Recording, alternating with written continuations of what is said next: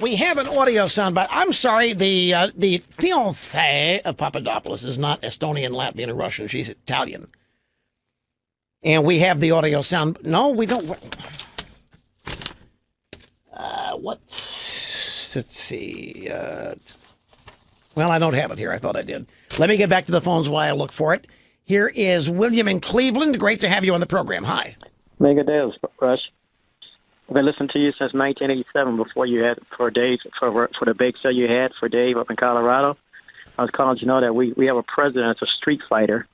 He's not going to back down because of the fact that he was raised and taught about being for God, home, and country. Plus, he came up earning his way. He won and he lost lots of money. He knows the inside of running a business and everything, and he's going to run the country the same way. So that's why I voted for him. And you don't have any regrets about voting for him? Not at all. And the thing is, usually when I answer questionnaires, when I go apply for a job, I skip over who my ethnicity is because I am an Afro-American. I consider myself an American. That's all I am, is an American. And that's why I'm for America, because I was raised up the same way. Wow, that's incredible. So you're not hyphenated at all. You just call yourself a flat-out straight I'm an American. Okay. I am an American. I believe in our country. I believe in God, home, and country. This country has given us many opportunities. Even when we fail, it allows us to be able to take it back on our feet if we're willing to work, and we can achieve despite whatever else is going around us. And that's why I like Trump, because Trump is a fighter, and he will not quit. He uses the tools he has at hand, and he's going to succeed because of that. He's not going to allow his party to beat him. He's not going to allow the Democrats to beat him. He's not going to allow the media to beat him. Let me ask you a quick question. Is there anything that the mainstream media has reported or tried to report that's made you stop and think from it? Has there been a single instant where they've made you doubt your support for Trump? Never. Remember, I listened to you since before 1987, just about. And I know for the fact you said the media lies and cannot be trusted. And it's been proven time and time again. They never tell the truth. There you go. Why would I believe them? There you go. Dan's Bake Sale. That was like in 1989. We started the program like in late 1988. You're a lifer. You've been here. I can't ask for more than that. Plus, on top of that, I remember you told me the only thing he made a mistake was he didn't make enough cookies. He could have made a killing that day. I never forget that when you said it on the air. Oh, well, this guy, Dan, never knew the opportunity he had. This is the most amazing thing. You want to hear the Dan's Bake Sale story real quick? Let me tell you real quick. I don't want to belabor this, because there are other things they want to get to, like Trump doing a rally for more tonight, but he's not going to Alabama to do it. This is very clever. Back in the early 90s, this is after Bill Clinton had been immaculated, for some reason, a bunch of school kids started doing bake sales. Well, but that came later. The reason for the bake sales was originally to raise money for the school or whatever. And we're talking first and second graders. The kids weren't doing the baking; their mothers were. And then the kids were taking the baked goods to school, and they were raising money with the bake sales, and it was a bit of a phenomenon. And then, at the same time, Clinton is talking about how he cannot. I haven't worked on this. I've worked hard on this than anything I ever worked on in my life. I'm sorry, but I am going to have to break my promise. I simply am not going to be able to cut your taxes. Bush didn't tell me how bad it was. I had no idea that things are as bad in this country as they were. They shielded after me during the transition. I got in here, folks. I'm sorry. I can't do the tax cut. And he started whining and moaning about the deficit.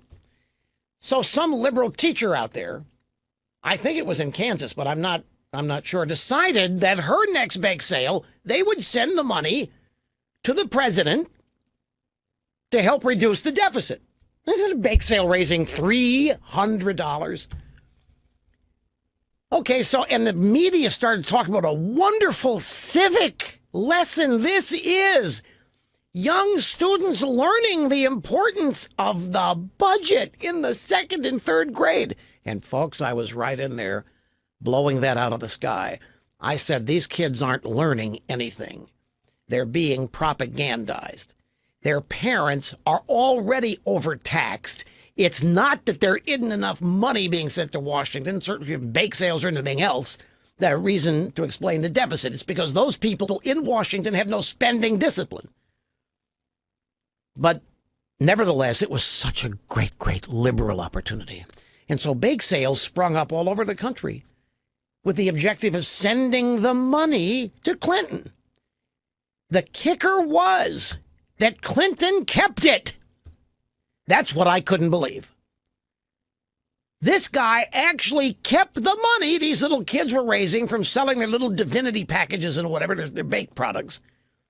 He was keeping the money and thereby furthering this bogus lesson that little kids even need to send their money to Washington to help with the budget. I correctly identified this for what it was. This was an attempt to get young skulls full of mush early on, comfortable and even patriotically associated with the idea of sending their money to Washington, even after their parents had paid their taxes and all that. And I excoriated Clinton for keeping the money. I said, that is irresponsible. You want to teach the lesson, but send the money back to him. Be magnanimous. Be big. Money's not going to matter a hill of beans to the deficit. Send it back to him. But he didn't. He kept it, meaning the government kept it. Well, during all this, a guy called my program and complained that he couldn't afford a subscription to the Limbaugh letter and asked me for a free subscription. And back then, I wasn't in the practice of giving things away like I am today. And I told the guy, his name was Dan, do a bake sale. Do a bake sale. How long would it? You could do a bake sale in 10 minutes and raise the $24 needed to buy a subscription. And he hemmed and he hawed. You know, Dan's elevator didn't go to the top floor. But eventually, he decided to do it. Well, that created a chain reaction of thousands of people in the audience wanting to be in on it. And so Dan's bake sale started as just some whatever little Dan was going to do wherever he lived into a gigantic bake sale with 90,000, 70, I forget what it was, 70, 80,000 people showed up. Fort Collins, Colorado. Senator Hank Brown was there. I mean, they glommed. NBC News was there. They called it the conservative Woodstock. I flew out there, of course, to make a perfectly timed speech, and it was pouring. And we landed at the airport and had to take a helicopter up to Fort Collins. And I'm telling you, the interstate heading up there was backed up. It was stopped, and I couldn't believe it. There were people all over the country who'd phoned in and offered billboards on the highways leading into Fort Collins months in advance, advising that it was going to happen. We had restaurateurs from New Orleans and all over the country flying into Fort Collins to set up booths. And it was all called Dan's Bake Sale. Now, remember, the whole point of this is for this schlub to raise $24 to buy a one-year subscription to the newsletter. And this guy didn't bake enough cookies for this massive bake sale with 70,000 people. He ran out of cookies in 5 minutes and started asking other vendors if they would give him some of their stuff to sell.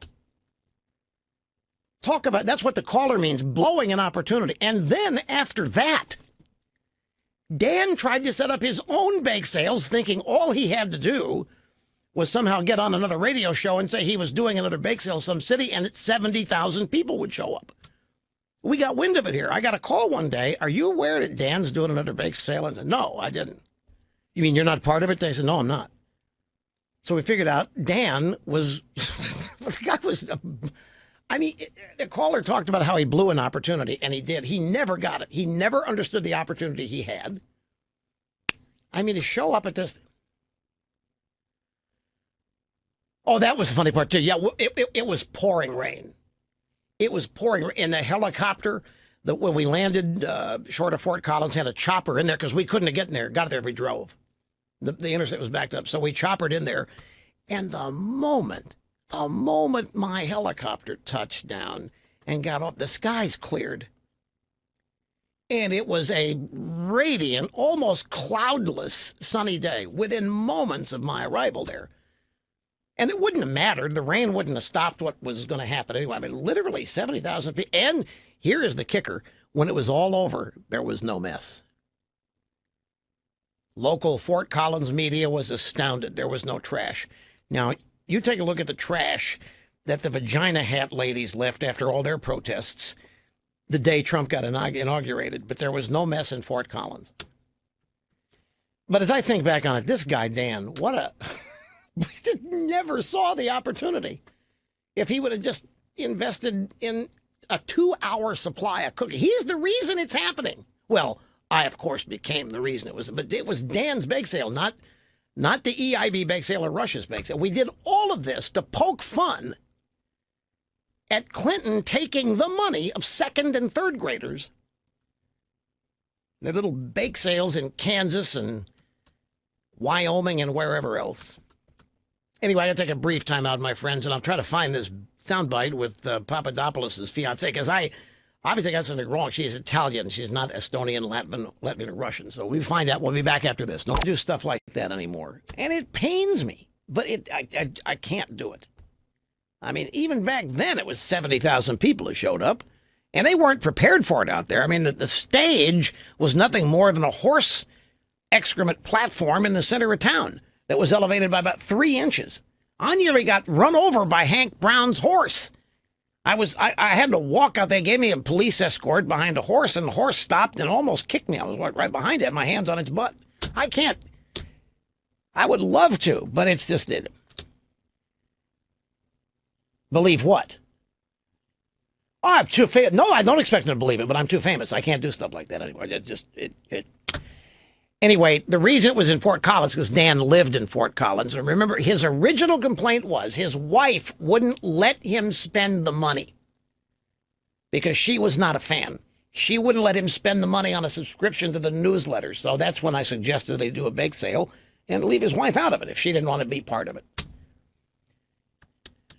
Yeah, he was. Oh, that's right. He was getting Xeroxed copies. That's what blew me up. We had a copyright and an intellectual theft issue going on, and this guy did not know that he was admitting to a crime by saying he was copying issues of the Limbaugh letter and passing it around.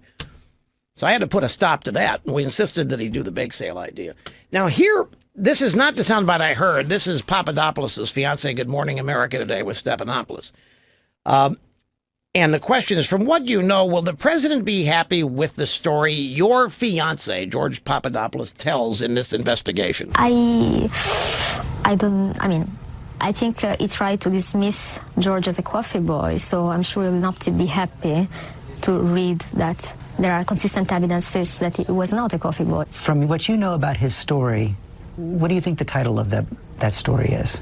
I don't want to spoil his premiere, but I think he has been sort of the first domino in the Russian game. First domino in the Russian game.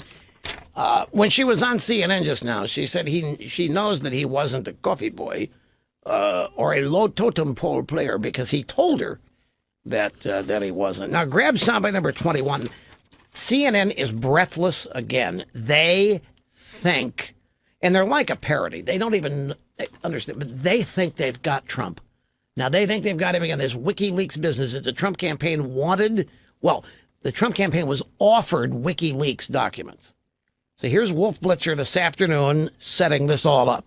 Hello, I'm Wolf Blitzer. It's 1 p.m. here in Washington, 8 p.m. in Jerusalem, 9 p.m. in Moscow. Wherever you're watching from around the world, thanks very much for joining us. On the defense, he's been called a coffee boy, dismissed by the president and his campaign. But Justin, the fiancée of the former advisor who pleaded guilty to lying, is now speaking to CNN about why they're wrong. Also, a CNN exclusive, a newly discovered email shows an effort to give the Trump campaign hacked documents from WikiLeaks. Did the president know? So what if he did? They weren't false. You guys were the one trafficking in phony, made up opposition research and treating it as low as legitimate intel. I wish I weren't, but I'm out of time, folks. And the dreams and the thinking of the drive-by media and the Democrats, because I'm telling you, do not doubt me on this. These people, okay, CNN, MSNBC, ABC, CBS, NBC, when they wake up every day, all of these people, producers, assignment editors, reporters, on-camera talent, script writers, they all wake up every day. This is what gets them out of bed.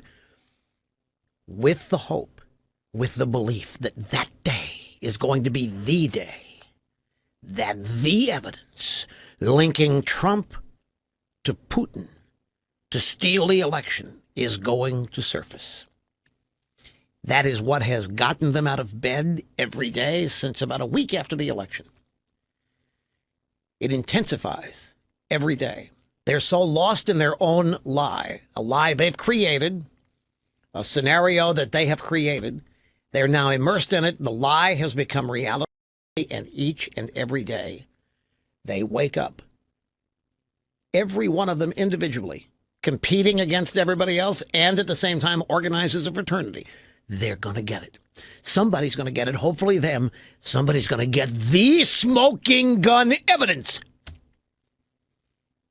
An email from Vladimir Putin after the election to Trump saying, "Attaboy, I knew working together we could make it happen." They think it exists. So when news hits that the WikiLeaks documents, which are the result of a hack, were offered to the Trump campaign, it's near orgasm time.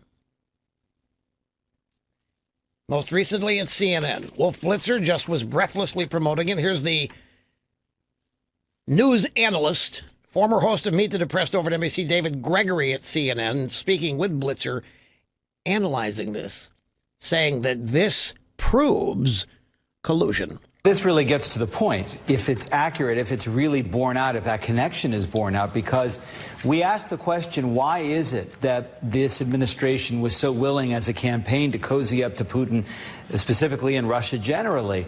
What is it that they were getting in return? And what were those relationships like during the campaign? This provides the potential to get some answer, that maybe there was something of value, in this case, dirt on Hillary Clinton that was provided in the form of hacked emails. And you had the president as a candidate saying, "I love WikiLeaks," and he was encouraging Russia to hack or find missing emails from the server. So it gets us closer to that nexus between Russia and the Trump campaign. It does not. There isn't a nexus. That's the whole point here. There wasn't any collusion, not like these people mean. And this is the flimsy evidence to support it. I'm going to parse this. I'm going to go through it, but I'm going to question. Okay, so supposedly the Trump campaign, somebody there was offered information from the WikiLeaks or information of the WikiLeaks hack. We don't know if they took it. We don't know if somebody accepted the offer of information. How can a perhaps totally random email, how do we know that the Russians weren't shopping this to everybody? But that's not even the way to do this. Gregory says this really gets to the point. If it's accurate, so once again, they're reporting something I don't know and can't confirm. If it's accurate and if it's really borne out, if that connection is borne out, because we asked the question, why is it this administration was so willing as a campaign to cozy up to Putin specifically and Russia generally? Were they? No, seriously. Maybe I've missed something, and maybe I've forgotten something, and maybe I saw something and didn't register. But I'm serious. Is there a documented series of events or occurrences that show the Trump campaign cozying up to Russia? Is there, what Gregory's asking the question, why is it that this administration was so willing as a campaign to cozy up to Putin specific? When did that happen? Did I miss something here? Snerdley is yelling in my IFB that it didn't happen. And I don't. Well, I'm getting to that. I'm getting that's a joke, and they still don't get that that's a joke. They'll never. These people do not have a sense of humor. It's amazing that comedians on the left have television shows because they are not funny. They really do not have one. I sense of humor. I'm not even just using the cliched phrase. They do not recognize humor. They're so lost in political correctness and so waiting to be offended that they do not recognize humor. Speaking of humor, there's Al Franken. Oh, that's video of him walking out after threatening to resign yesterday. He didn't resign, but that's been there, done that. Next question from Gregory. What is it that they were getting in return, and what were those relationships like during the campaign? What is this about? So we got a random email offering what ended up on WikiLeaks, offering it to the Trump campaign. Now, while this is happening, don't forget, and this is something I really don't think, even though they've reported it, I don't think they remember it. I don't think it registers. If I'm wrong, and if it does, then they're willfully, purposely ignoring it. The collusion, I'm sorry, folks, I'm sure you're tired of hearing me say this, but it needs to be repeated and shouted into these people's eardrums. The collusion with Russia occurred in the Hillary Clinton campaign and the Democrat Party and the Obama Department of Justice. It was the Hillary campaign that bought, commissioned as a piece of art, the Trump dossier as a campaign opposition research document that everybody passed off as legitimate, serious intelligence. How do you even cast aspersions and suspicion on Trump when you have no doubt of the collusion between Hillary and her campaign and the Christopher Steele, the guy that wrote the dossier, the Fusion GPS company, the middleman that paid for it, not law firm that ran the money, and the Russian government, the agents helping Steele write that dossier? How do you ignore that in reporting this basically meaningless story about an email offering the Trump campaign WikiLeaks documents? The WikiLeaks documents didn't need to get to Trump in order to be publicized. They ended up at WikiLeaks, and nobody denied a single contention in them. And nobody denied, no Democrat ever said that what was in the Podesta emails was not true. They never denied any of it. So while they ignore legitimate collusion, legitimate payments, while they ignore the latest news that the right-hand aide of Sally Yates at the Obama Department of Justice was talking to the author of the Trump dossier after the election. There's, no doubt we don't know what they were talking about, but clearly they had to be talking about its use, its implementation, elements of it, how to use it. Everybody knew it was bogus. Everybody knew it was made up. It's Oppo research they passed off as intel. So they ignore all of that while they have near orgasm over this, which is nothing. And then he says this provides the potential to get some answers. Meaning, we're on the cusp here, Wolf. We're on the cusp of nailing Trump, colluding with Putin. We're on the cusp. It's only